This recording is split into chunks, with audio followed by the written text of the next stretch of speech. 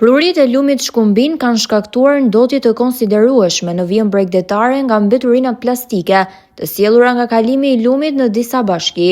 Veçanërisht, ndotja shkarkohet në det dhe në zonat bregdetare të Divjakës dhe Rogozhinës, e këto kanë sjellë mbetje urbane inerte në hapësira të gjëra të bregut.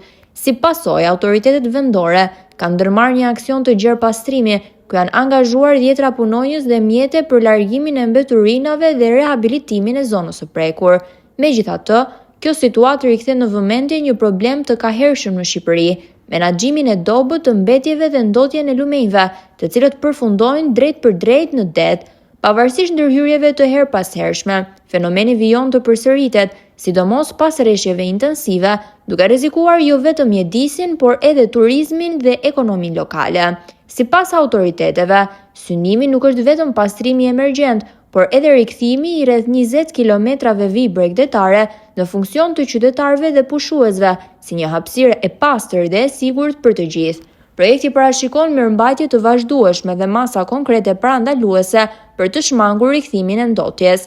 Ekspertët theksojnë se zgjidhja afatgjatë kërkon ndërhyrje më të thella dhe të qëndrueshme, duke përfshirë kontroll më të rreptë të ndotjes në burim, ndërgjegjësim qytetar dhe investime serioze në sistemin e menaxhimit të mbetjeve, në mënyrë që kjo situatë të mos përsëritet çdo sezon turistik.